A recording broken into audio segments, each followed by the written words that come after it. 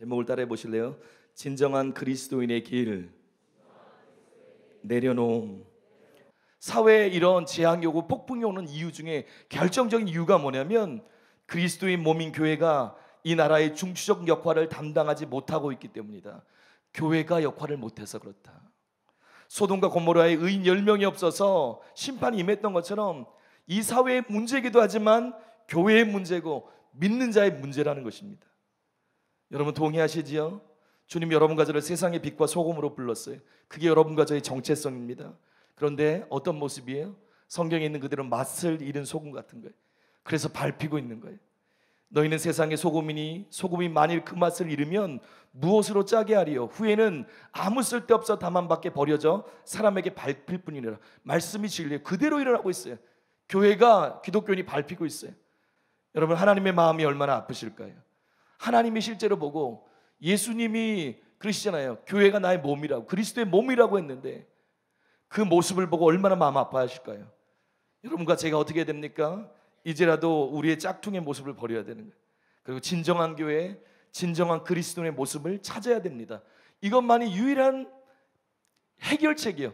이 땅을 변화시킬 수 있는, 하나님께서 기름 부을 수 있는. 세상이 저렇게 강박한데, 그래서 잘 듣지도 않는데 우리까지 통로로 서지 못한다면 아무 소망이 없는 거예요.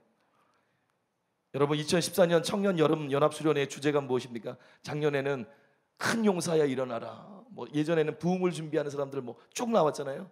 이번에 몇 달 동안 기도했어요. 근데 주님 주셨던 주제가 있어요. 그게 뭐냐면 따라해보세요. 진정한 그리스도인. 진정한 그리스도인이 필요하다는 거예요. 각 분야에서 주님의 역할을 해야 되지만 그 이전에, 그렇게 쓰임받기 이전에 하나님 앞에서 진정한 그리스도인이 필요하다는 거예요. 이 땅의 변화를 위해서 우리에게 필요한 것이 무엇입니까? 마태복음 5장에 있는 것처럼 진정한 그리스도인이 되는 거예요. 그래서 주제를 정했어요.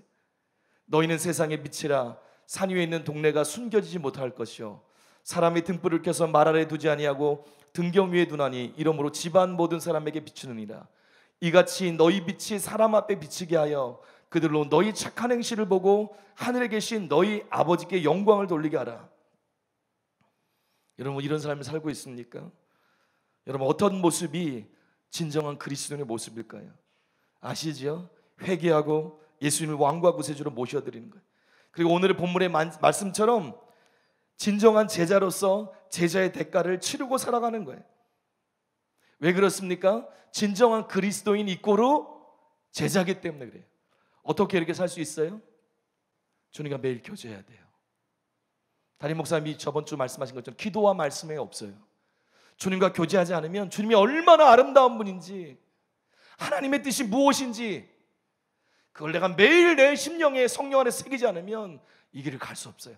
주님 뭐라고 말씀하세요? 요즘에 저희 마음에 계속 두드리는 게 날마다 자기 십자가를 지고. 저번 주에 조금 살았던 걸로 만족하느냐? 1년 전에, 20년 전에, 20몇 년 전에 헌신할 때 날마다다. 날마다 나를 경험하기 위해선, 내려놓기 위해선 날마다 나를 먹어야 된다.